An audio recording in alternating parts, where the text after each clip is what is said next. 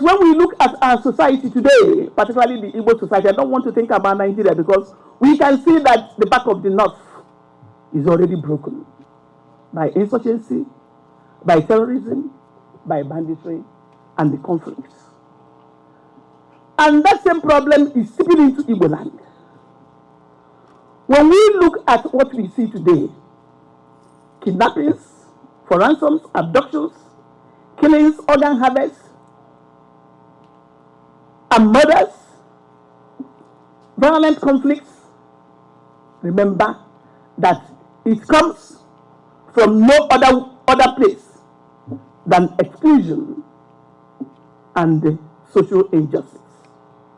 But I must talk about two very important concepts in the topic today, reimagining. I thank God that we have young people, young Igbo people, who are now trying to recreate the values of Igbo land and bring it back again to what it used to be. To reimagine, to recreate, to renew, to rebrand, to rethink, to reconsider the values of Igbo land that will take us very far and stop and nip in the bud the crisis we are experiencing today in Igbo land. When we talk about social justice in any modern society that wants its civilization and culture to maintain, there must be social justice. Some of the key principles of social justice include fairness and equity. If you are sharing something and you have excluded some people or some groups or citing some developmental problems in the state or in the communities, and you have excluded some other individuals and groups and some communities, remember that you are violating the principles of social justice. You also have there equality of persons, equality of states, equality of communities. This idea of some governors, some legislators, federal government giving some developmental projects, citing some development projects in some communities and leaving others. Remember that we are violating the principles in social justice. Again, social justice includes also in its ambit respect and dignity of the human rights.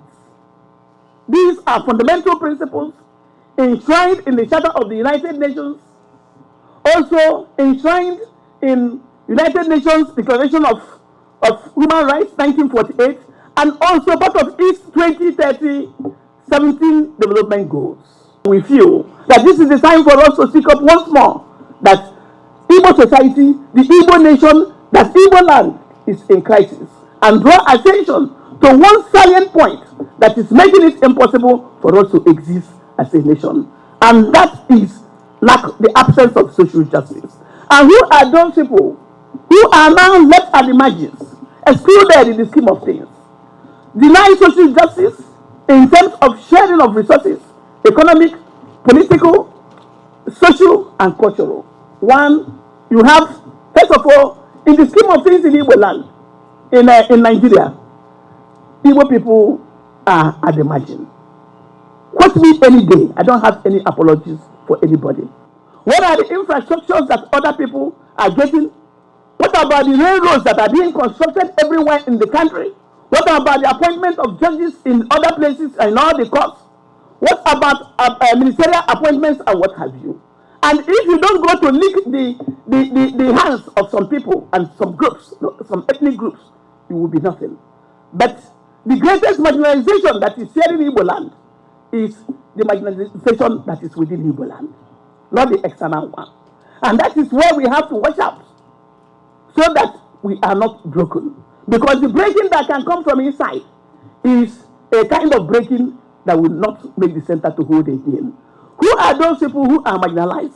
Some communities in Igbo land are also marginalized groups. When the governors and what have you wanted to cite developmental problems, like developmental projects, like hospitals, like schools, like centers, industries, they cite it just in their own places. What about the other communities? Where are they? Why shouldn't they also gain from the dividends of democracy? How many female governors have we had apart from our mother, Mrs. Etiaba in Anambra State? None of them. All, I mean all are men. How many senators are women? How many vice chancellors are occupying the administrative positions in the universities in this Igbo land? Except women like Mrs. Oti, Professor Mrs. Oti at Futo, and now Omenora at Chukwemeka Odumegwu University. Women also need that empowerment, not just to be seen as vessels of creation. Then what about the disabled people? People living with disabilities in Igbo land.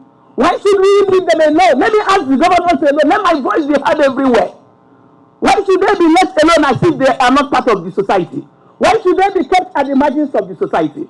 Why should we not take care of them with all the billions of naira and dollars we are making? Why should the money be siphoned outside and people that are living with a disability are left to fend for themselves? What about the mentally challenged people? Let me tell you today that it is obvious. I've traveled around the country and elsewhere. What about the concept of Nwanne in the Igbo proverb?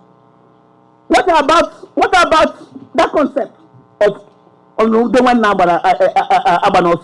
What are we doing with the millions of naira and billions we are raking and keeping for our children overseas?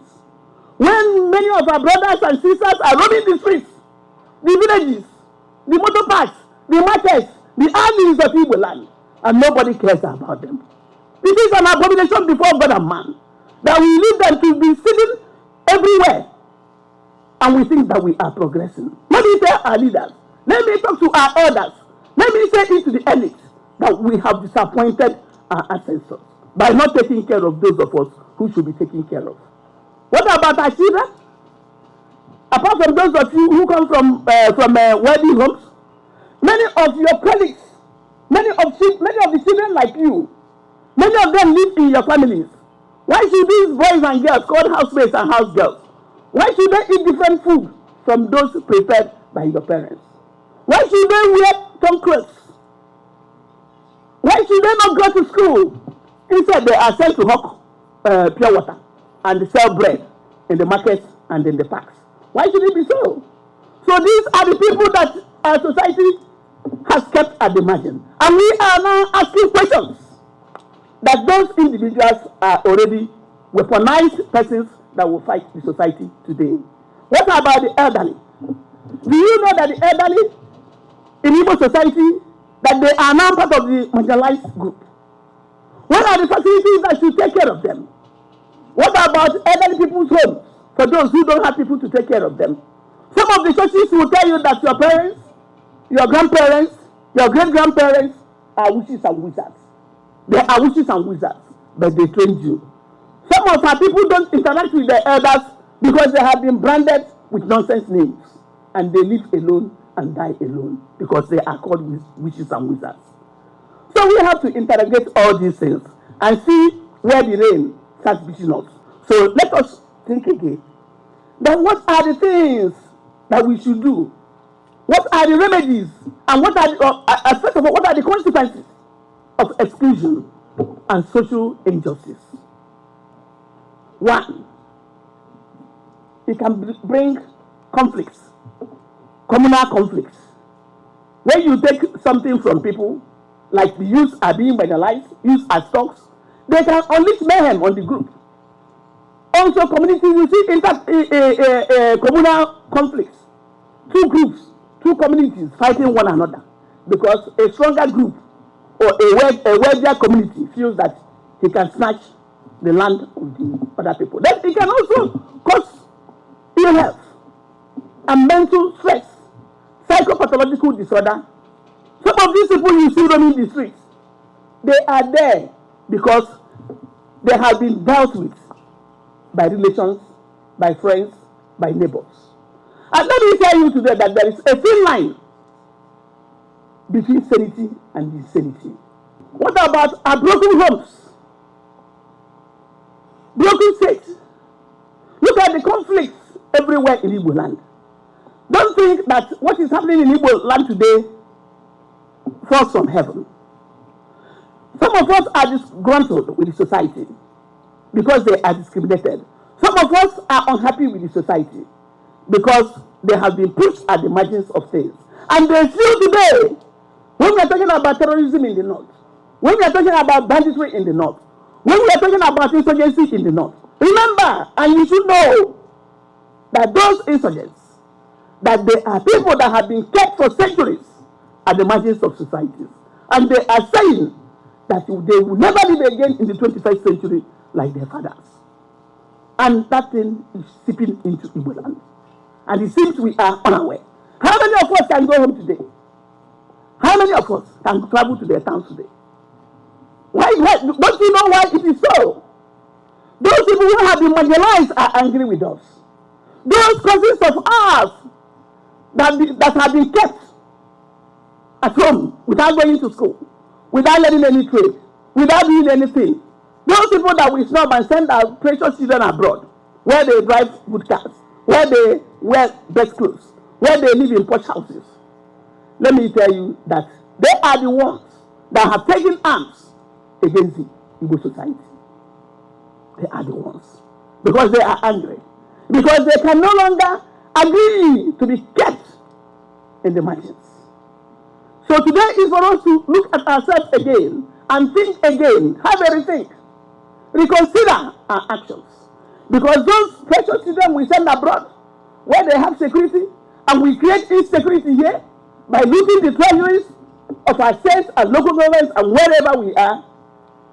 When your precious children will finish abroad, they cannot come home. Because the cousins are armed and waiting for them. And if you think that, oh, I want them to live overseas, you should reconsider and rethink again. Because there will be a time when they will have the quest to come back home, but there will be no hope for them. Now, how can we solve this problem of social injustice and exclusion? One is that sensitization. And I very much appreciate and thank the Center for Memories and the people here that are working with them, including their patrons and those who believe in them. Those of you who are here today,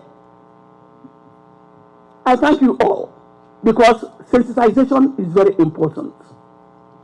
You have started the conversation. Let it go everywhere, in the market squares, in schools, in churches, in all gatherings, that we have to think about social inclusion of people, economic inclusion of people, political inclusion of people, and cultural inclusion, if our society has to survive, thrive, and go on. Again, moreover, we have to also set up advocacy groups that will continue to talk to our people, particularly those in governments. The resources of the state, the resources of the local government, the treasuries are not only for you and your families to be looted and kept abroad. It should go round. What about our millionaires? $180 and they have just for their families. You cannot be on $180. After all, the sun does not shine only in your family. The moon cannot also shine in your family. You need to extend it. If you are a billionaire and you give 1 million to 1,000 people in your community, you have changed and humanized the face of your community. If you are a millionaire and you have given 100 people 1 million after learning their trade, remember that you have changed the face of your community positively. If there are also indigent people, very poor neighbors, why can't you build houses for them if you are $180? Why can't you send their children to schools instead of allowing them to stay in the house and be watching your place and watching your cars? Why? Let us rise up and build industries that will take up unemployed youth and the underemployed people. Let us rise up and do the right thing so that it shall be well with our community.